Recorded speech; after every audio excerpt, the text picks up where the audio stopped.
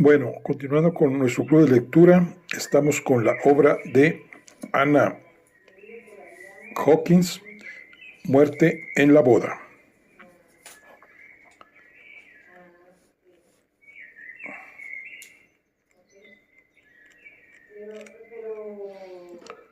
Y vamos a iniciar lo que es el capítulo 9. Era Bat, aunque un tanto cambiado, lo que Austin encontró haciéndole suspirar con tristeza. Su adorada señorita Austin echaría muy de menos aquellas alegres calles donde pasó su niñez y que los horrores de la guerra habían hecho desaparecer, aquellas iluminaciones y fuegos artificiales, como así llamaba a los bombardeos en una de sus cartas, y que los unos proveían con desesperante y rítmica prodigalidad, debieron dejar dolorosa y profunda huella en su corazón. Austin se prometió, si le quedaba algún tiempo después de haber llevado a cabo su cometido, hacer una visita a la Plaza de la Reina, para ver si algo quedaba todavía de sus cimientos. Pat despertaba siempre en él venturosos recuerdos de su juventud. Los O'Brien vivían en todo a la moderna, una casita en las afueras que se acomodaba a sus gustos e inclinaciones. Eran irlandeses, de pura cepa, incorregibles e irresponsables, una pareja ideal siempre y cuando no se intentase inquirir ni hacer averiguaciones, como padres muy probablemente del corte que la RAF deseaba, tolerantes y comprensivos, tan aliviados y contentos de tener de nuevo a su hijo entre ellos, que lo demás ya no despertaba su interés. El primer problema era, pues, cómo atacar el tema de la investigación. Tenía el convencimiento de que al presentarse como emisario de Scotland Yard para hacer averiguaciones sobre las idas y venidas de su hijo, solo serviría para soliviantarles y buscar sarna que rascar. Así que, sin comprometerse, dio la impresión, era maestro en el arte de impresionar, de que estaba secretamente relacionado con la RAF y que deseaban ciertas informaciones privadas sobre el aterrizaje forzoso de Larry en Italia. Esto les hizo caer en la trampa. Eran cosas que entraban dentro de su comprensión, aunque nada pudieron decir que fuese de interés. El muchacho, dijo el señor O'Brien, llegó a Bath el sábado por la noche, de vuelta del otro mundo. Había puesto un verdadero dramatismo en estas últimas palabras. Como muy natural, llamaron por teléfono a todos cuantos, a su juicio, desearían venir a celebrar el acontecimiento. La llamada tuvo éxito y la fiesta se celebró por lo grande, prolongándose hasta el lunes por la mañana, sin otras interrupciones que las imprescindibles para comer y dormir. Después, Larry dijo que se tenía que marchar para saludar a algunos de sus compañeros. Este fue uno de esos impulsos suyos que sus padres comprendieron y al cual no pusieron ninguna objeción. Era natural que el muchacho quisiera ver a sus amigos. Así pues, se marchó en la forma súbita que le era habitual, el lunes por la mañana, prometiendo estar de vuelta lo antes posible. Había estado, a decir verdad, un tanto pensativo y el martes por la noche telefonió para decir que no se le esperara hasta que buenamente pudiese volver, pues se habían complicado las cosas entre los amigos y no tenía seguridad sobre el tiempo que esto iba a durar.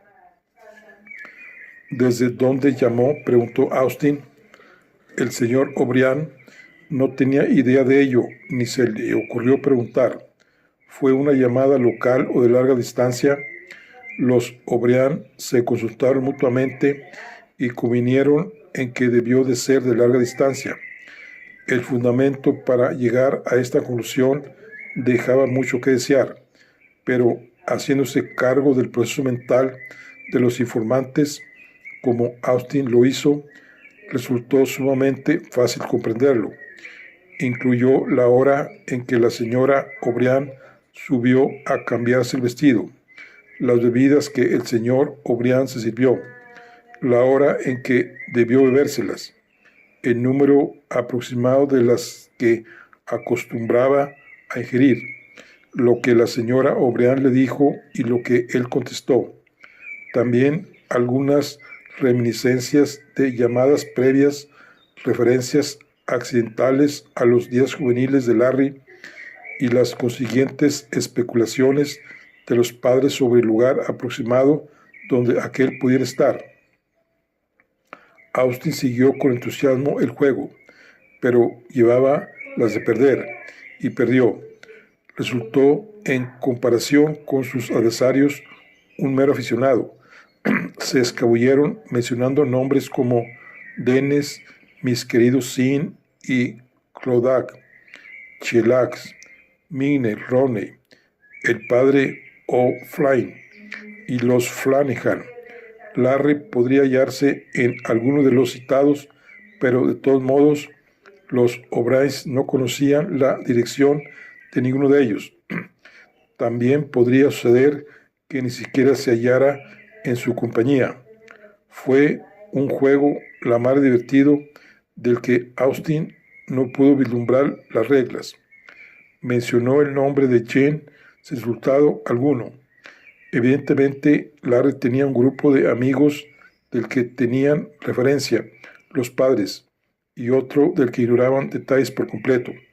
Los O'Brien eran hospitalarios, pero no admitían prisas de ninguna clase. Insistieron en que Austin tomara el té con ellos. Le suplicaron que se quedara a tomar unos aperitivos y comer. Le contaron unas cuantas historietas irlandesas, pero nada en cuanto a informaciones. Abandonó la casa por fin, con el tiempo justo para coger el tren, sin poder ver cómo hubiera sido su deseo la Plaza de la Reina, y cómo el negrito del sermón, con la cabeza caliente y los pies fríos. Los trenes del domingo eran naturalmente algo espantosos, lentos, incómodos, fríos y con una serie interminable de cambios. Paraban hasta en los apeadores. Austin oyó las campanadas de las iglesias tocando de nuevo a vísperas. Después de largos años de silencio, vio a los campesinos caminar calladamente a lo largo de campos y veredas. El horizonte flameaba bajo la acción de los últimos rayos de un sol poniente. Los campos en la lejanía mostraban un tinte purpúreo en las tierras volcadas de sus surcos. Las vallas enrojecían en las cercas. La noche avanzaba pausadamente y en el cielo empezaba a fulgir las estrellas. Separó la vista de las ventanillas del coche y se esforzó en meditar sobre el resultado de su visita a Bath. ¿Habían sacado en realidad algún provecho de ella o fue un mero derroche de energía y tiempo? En principio parecía ciertamente que el viaje había sido un completo fracaso. La vaguedad de los O'Brien no permitió sacar conclusión digna de mencionar. Se puso a pensar en ellos, genuinos, pensó, en todas las manifestaciones propias del temperamento. No hubo fingimiento en sus palabras, ni en sus actos. Eran simplemente irlandeses más grandes en sí que el propio mundo en el cual vivían, y sin poder remediarlo. Austin se consideraba un perito en materia de caracteres y no hubiese vacilado en jurar que Su vaguedad e incertidumbre eran perfectamente naturales. No tenían, en realidad, información alguna que dar, y de tenerla tampoco la hubieran dado. No trataron de ocultar nada. Posiblemente algo definido podría deducirse de la confusión de sus noticias.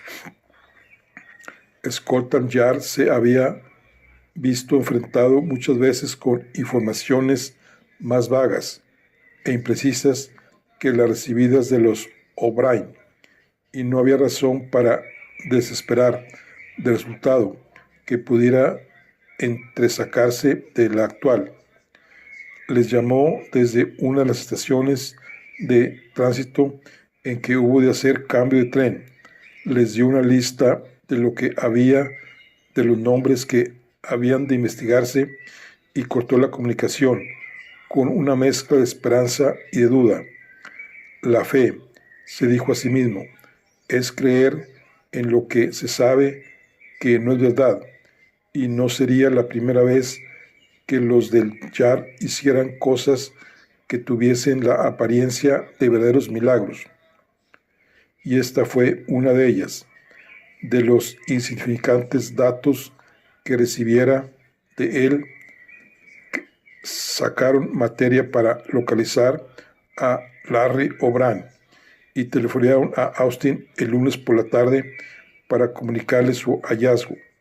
¿Y dónde está?, preguntó ansiosamente. En Plymouth, fue la respuesta, con unos amigos. Vaya, un modo de viajar, como dicen ellos. Alístate en la aviación y verás el mundo. Bueno, creo que tendré que ir ahí. No hace falta, le aseguraron. Se le espera en Londres esta noche. Nuestros agentes de Plymouth no lo pierden de vista, y nosotros nos encargaremos de él en cuanto llegue aquí. Dio las gracias y unas cuantas instrucciones más, colgó el aparato y se preparó para coger el próximo tren a la ciudad. ¿Qué vida esta?, pensó para sí. Hace una semana que he llegado aquí. Mañana hará una semana que mataron a Jane y nada se ha sabido todavía. Vaya un negocio. Un policía secreto le esperaba al final del viaje para comunicarle que O'Brien había llegado y se había ido directamente a un hotel. ¿Cuánto tiempo hace?, preguntó Austin. Alrededor de 1 hora, señor, pero estaba todavía ahí cuando telefoneé un instante antes de llegar usted. Habrá un hombre vigilándole, ¿no es verdad? Sí, señor. Bien, entonces voy a encargarme de él. Gracias por todo.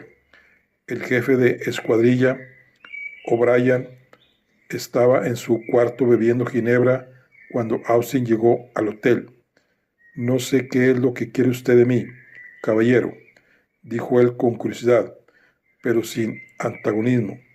Cuando Austin le indicó que había venido a hacer unas cuantas preguntas, pero tome usted asiento y sírvase una copita. Era un hombre de aspecto campestre y muy parecido a su padre, fuerte, osamenta, ojos de un azul intenso y mirada en que se leía absoluta despreocupación. Sus modales revelaban al hombre temerario, y todo en él tenía el encanto de un natural abandono. Austin le calificó como de atractivo para cierta clase de mujeres, y no le extrañaba que Jean se hubiese tambaleado al verle. Aceptó el asiento, rechazó la ginebra y llenó su pipa.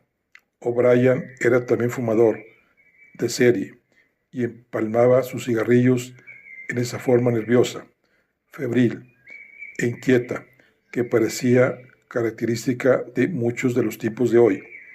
Bien, dijo rompiendo el silencio, ¿qué ocurre?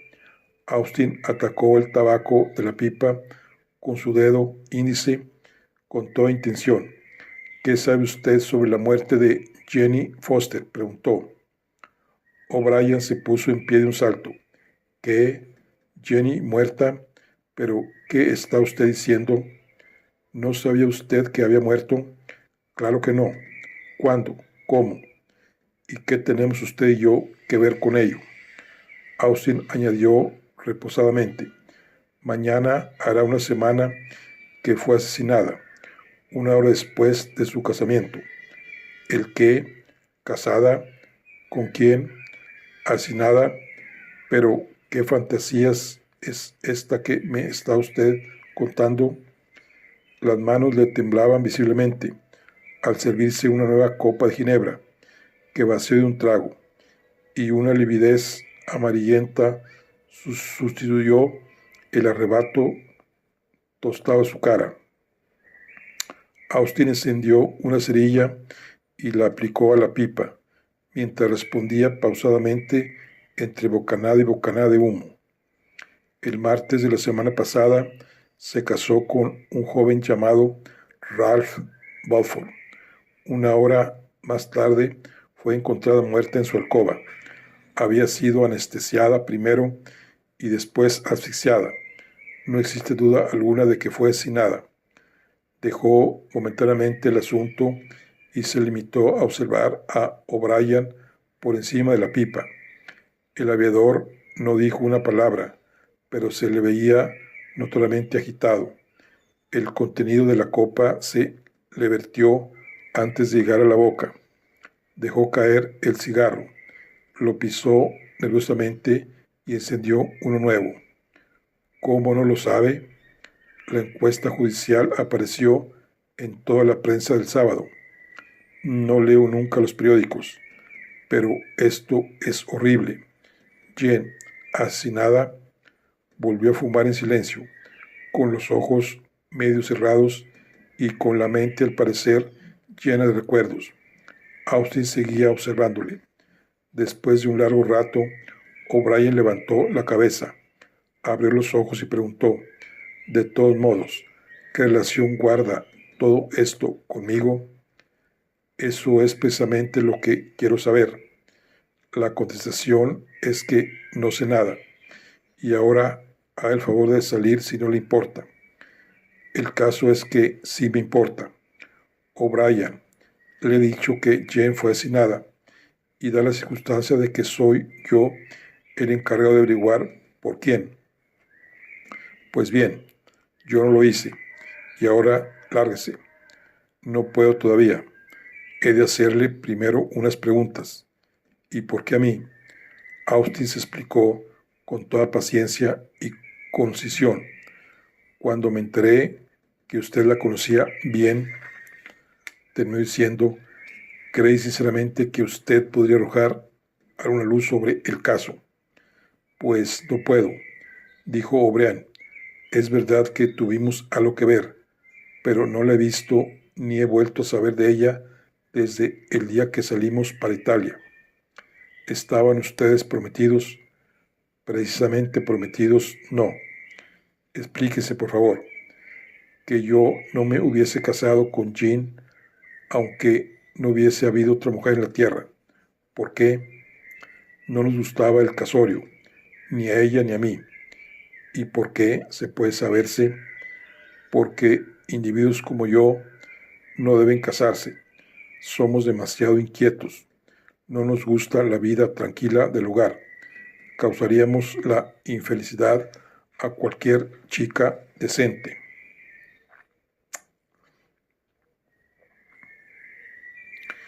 Y de Jean, O'Brien volvió a llenar su copa. Está muerta, según dice usted. Yo no lo creo. Sí, pero eso en nada altera la realidad, pues entonces no debo echar barro sobre su memoria. Austin se expresó con sumo cuidado. No es eso lo que yo pido a usted. Ella está muerta, y nada de lo que usted diga puede ya perjudicarla. Solo quiero la verdad.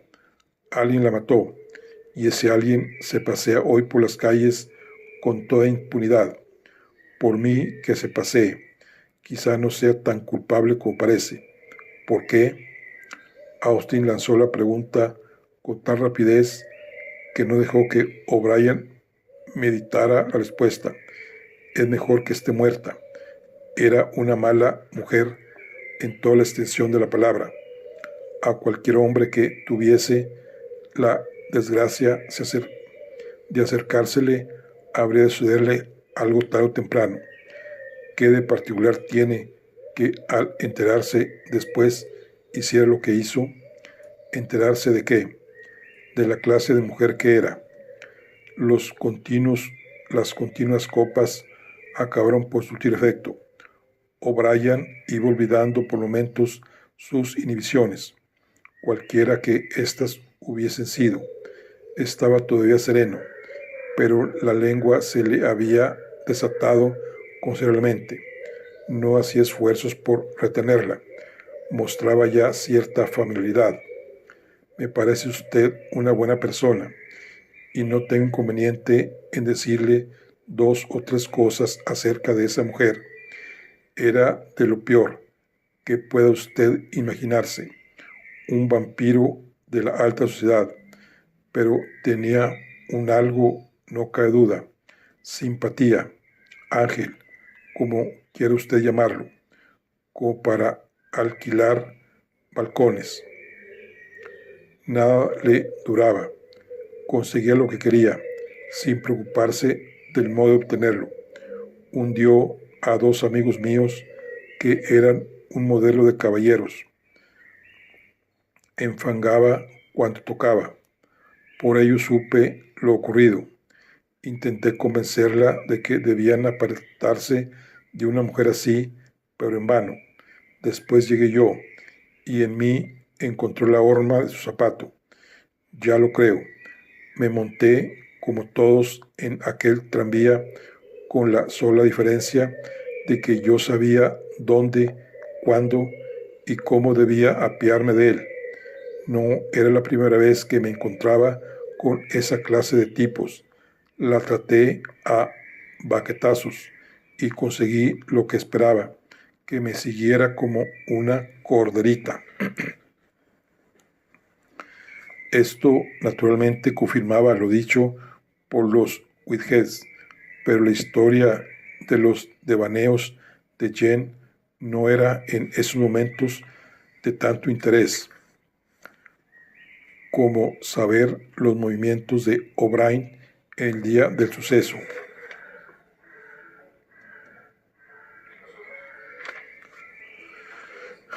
Creyó Austin que era preferible inquirir sobre estos antes que la siguiente copa le hiciese efecto, pues su memoria no tardaría en oscurecerse. Así es que puso a O'Brien en el potro, aunque sin resultado muy satisfactorio. Todo lo que pudo conseguir de él fue que marchó a pasar el fin de semana con sus padres en Bath, que el lunes se hartó un tanto del ambiente doméstico y salió de ahí en busca de algo más nuevo y sensacional. Al parecer, y según su propio relato, vino a caer el lunes en manos de una bulliciosa compañía y el resto de la semana la pasó en continuo banqueteo, pese a las estrictas órdenes sobre el racionamiento. Sus informaciones adolecían de la misma vaguedad que la de sus padres, aunque se le veía hacer esfuerzos por recordar todo aquello que Austin quería saber. Recordaba perfectamente lo sucedido el lunes por la noche, cuando volvió a su antiguo destacamento, donde se le recibió con vítores y palmas por su retorno del mundo de los desaparecidos, y de que tuvo que dormir todo el día siguiente como consecuencia de los excesos de la víspera. Sí, pero ¿dónde durmió usted?, quiso saber Austin. O'Brien parecía no tener la mínima noción. Con seguridad en alguno de los bares públicos, pero no podía asegurar en cuál. Suponía que sus amigos le meterían en una cama que su estado de aquella noche le impedía recordar. Durmió hasta muy avanzada la hora del martes, cuando la noticia de su fuga y vuelta atrajo al lugar a nuevas amistades que se lo llevaron por nuevos rumbos. Recordaba, eso sí, haber pagado el alquiler del cuarto, pero del nombre y lugar del establecimiento no conservaba la más remota idea. Esto, como es natural, podría llegar a saberse, pensó Austin, y el encontrar a alguien que, bajo juramento, pudiese afirmar que O'Brien había pasado la noche en dicho lugar, supondría la exclusión de su nombre de la lista de los sospechosos, y así otra esperanza más que se desvanecía. Ahora venían en turno los dos a quienes Jane había expoliado. ¿Quiénes eran? ¿Cuáles sus nombres, domicilios y ocupaciones? ¿Dónde se encontrarían en aquel momento? Este era el muro contra el que inevitablemente se estrellaban muchos de los esfuerzos de Austin. Una nueva copa de ginebra no consiguió hacer surtir el efecto deseado. No daría ninguna información acerca de sus amigos. Jane les había jugado una mala pasada, de la que suponía se habrían repuesto, y ahí terminaba el asunto. Lo pasado, pasado. No consideraba que fuese de la incumbencia del comandante Austin. No eran tampoco del corte de individuos capaces de asesinar a una mujer ni a nadie por una cuestión de esa índole. Quienquiera que fuese el que hubiera matado a aquella perra, a Jane había prestado un servicio a la humanidad, y de haberlo conocido jamás le hubiera delatado. Se merecía un premio, no un castigo. Después de lo dicho, una ostra no hubiera podido competir con O'Brien en materia de hermetismo. Así pues, Austin renunció a seguir luchando en ese terreno y levantó de nuevo el cartel de chantaje. Era evidente que la faceta era en todo nueva para O'Brien, que no se encontraba ahora en estado de actuar satisfactoriamente. Estaba realmente sorprendido y asustado. No hubiera nunca creído a Jane capaz de una acción semejante. Personalmente, nada sabía sobre ese particular, mucho menos que hubiera intentado algo así contra él. Tampoco llegó a conocer sus momentos de penuria durante el tiempo que duró su asociación con ella. No dio signos de encontrarse en apuros, aunque en realidad nunca tuvo interés en averiguar su estado financiero, ni le importaba. Cuando él tenía dinero, lo gastaban juntos, y era lo único que importaba. Dejó, no obstante, conocer que uno de sus menos admirables rasgos era el de exigir costosos regalos de sus más vulnerables admiradores. Esta fue la causa de la ruina de los dos amigos de quienes había hablado, y uno de los graves resentimientos que O'Brien tenía contra ella. Les brindaba sus favores a cambio de joyas, aun conociendo la desesperada situación en que se encontraban y sabiendo que la locura que ambos sentían por ella podía impulsarles a cometer un desatino por miedo a perder su estimación. ¿Conoce usted al capitán Bedford?, preguntó Austin. Sí, le conozco, admitió O'Brien. No es tipo que me guste. Siempre me pareció un poco falso. ¿Por qué? No lo sé. Quiero simplemente decir que no me satisfacía su trato. ¿No sabía usted que él y Jen eran novios? O'Brien movió la cabeza negativamente. Eso debió ser después de marcharme. Yo, al frente. No tenía noticias de que ella le conociese, ni creo que en aquel tiempo le conociera. Creo que tiene usted razón, asintió Austin. Me parece que se conocieron después de su partida. Así pues, Nada puede usted decirme acerca de Bedford, nada. ¿Conoce usted a una mujer llamada Andrea Redgrave? No. ¿Por qué? Nada. Por preguntar. Pues no. ¿Qué tiene ella que ver con todo esto? O nada. Pura información sobre la gente, a quien Jen conocía. Pues siento verdaderamente no poder ayudarle como yo quisiera. Conocí a Jen en una fiesta. Iba acompañada de un individuo llamado Whitehead y de otras muchachas, por cierto, bastante raras. Salimos juntos y nos dedicamos a recorrer un buen número de sitios de recreo, y por lo que pude ver, teníamos aproximadamente las mismas amistades. Austin buscó un cenicero, lo encontró, vació en él la ceniza de la pipa y la volvió a rellenar, sin dejar por eso de hablar. O'Brien preguntó: cuando usted se encontró por primera vez con Jen, ¿estaba esta en relaciones con alguien en particular? Un vivo color tiñó la morena cara del joven oficial. ¿Qué quiere usted decir?, contestó. Usted sabe lo que quiero decir. Jen era de esas mujeres que llevan siempre un nombre al retortero. Al menos esos son mis informes. Usted admite que se enamoró de ella. ¿Tuvo usted necesidad de quitársela a alguien para lograr su objetivo? Yo nunca hubiera hecho una cosa así.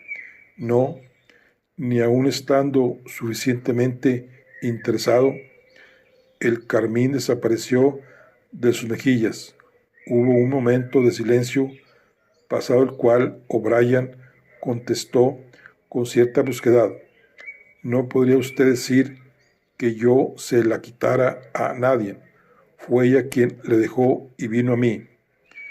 ¿Y quién era él? La ostra volvió a cerrar sus valvas. Ni lo supo ni lo quería saber en aquel momento. Según su versión, él había sucedido a un individuo no especificado en los afectos de Jen. Por lo que a él se refería, se trataba de un individuo anónimo. En realidad, no había reparado en él, ni sabía su nombre, y aunque lo supiera, no lo diría. Era evidente para Austin que, por la razón que fuera, O'Brien estaba decidido a no revelar su identidad. Ni preguntas ni persuasiones consiguieron hacer refrescar su memoria. Austin abandonó el tema de momento, o al menos dio la sensación de que así lo hacía.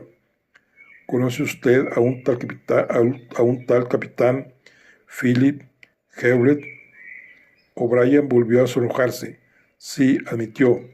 Bien, bastante bien. ¿Es amigo de usted?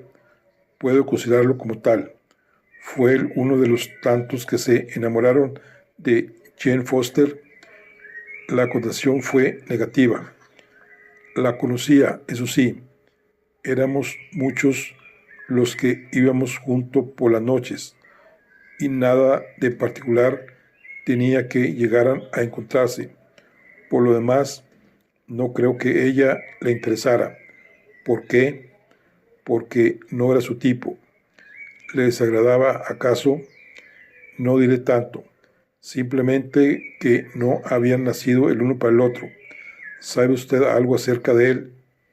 ¿Qué quiere decir con acerca de él? Que es todo un hombre, si es eso lo que quiere usted saber. Sí, aunque no es eso exactamente donde yo quería ir a parar. ¿No puede usted decirme quiénes eran sus amigos? ¿Tenía algún devaneo amoroso? O'Brien dejó la medio vacía botella de ginebra sobre su desordenado tocador con un fuerte golpe. ¿Por qué este interés por el pobre Phil?, preguntó casi agresivamente. Austin replicó fortuitamente: oh, solo por haber sido el padrino de la boda y haber estado en la casa cuando Jen fue asesinada. Oh, vamos, de todos modos, No creo que fuese él quien la matara. No tenía motivos para hacer una barbaridad así. ¿No fue él, por casualidad, alguno de los que ella dejó plantados? Claro que no. No era nada aficionado a las mujeres, ni le gustaba el bullicio. Pero ¿está usted seguro de que no tuvo nada que ver con Jean positivamente? Y sobre sus amigos, ¿quiénes eran? O'Brien pareció meditar, pues en realidad no parecía tener ninguno, con excepción mía. Conocer, sí, conocería a muchos, pero nada más. Muy buen muchacho, pero muy apocado. Nuevas preguntas no consiguieron extraer nada de O'Brien. Un intento final de Austin de lograr los nombres de los amigos burlados por Jenny no dio tampoco ningún resultado. Así es que no le quedó otra alternativa que la de despedirse del jefe de escuadrilla O'Brien, quien ya empezaba a sentirse impaciente y a murmurar entre dientes sobre el temor de llegar tarde a una fiesta. Espero que cambie usted de parecer en lo que respecta a decirme los nombres de sus amigos, dijo Austin desde la puerta. Los asesinos no deben andar sueltos, y el ayudarnos a apresarlos lo considero un deber. O'Brien se echó a reír, y Austin salió completamente desesperanzado de los resultados de la entrevista. Sin embargo, algo se había ganado. Podría apostar sin miedo a perder que los dos hombres explotados y burlados por Jen eran amigos íntimos de la familia O'Brien, y esto en sí proporcionaba ya una pista que seguir. Los Whiteheads no conocerían probablemente a ninguna de estas víctimas. Su honradez era evidente, y no habían mencionado otro nombre que el de O'Brien, y el caso de este hacía más bien aparecer a Jean como la víctima. Austin, después de pasar una noche bastante incómoda en su departamento, volvió a proseguir sus interrumpidas charlas con los Whiteheads. Tenía una buena memoria, pero no gustaba de confiarse en ella con exceso. Si no hacía anotaciones en el momento, las hacía después, antes que el recuerdo de lo oído se desvaneciera. De este modo, guardaba siempre una relación de la entrevista a la cual poder hacer referencia. Evidentemente, los Whiteheads no daban ningún carácter de seriedad a los amoríos de Jen, con excepción del de O'Brien. Esto no rechazaba, sin embargo, la posibilidad de que hubiese habido alguien que tomase a pecho sus amores a pesar de las veleidades de aquella. Anotó la necesidad de interrogar de nuevo a los Whiteheads y de conseguir los nombres de todos cuantos habían tenido algo que ver con Jen, por triviales que pudiesen parecer sus relaciones. Le pareció entrever con cierta claridad que una de estas pistas habría de conducirle a la persona de Philip Hewlett, y si así fuera, esto daría cuenta y razón de una infinidad de cosas. Era evidente que O'Brien significaba mucho en la vida de Hewlett. El calor con que habló de él lo demostraba. Había una cadena que unía íntimamente a Hewlett, Beaufort, O'Brien y James, y había que analizar con detenimiento cada una de sus eslabones. Era evidente la influencia que la muchacha había ejercido en las vidas de todos estos hombres, aunque ellos trataran de negarlo. Lo más interesante en el momento actual eran las relaciones de los unos con respecto a los otros, de lo que había sido y de lo que ella había hecho en su vida. Dejó profunda huella en el pequeño círculo que se movió a su alrededor. No se sabía de nadie inmune a su pernicioso contacto, y mujeres así son altamente peligrosas. Bueno, aquí concluimos lo que es la charla del día de hoy. Nos vemos en la siguiente. Hasta luego.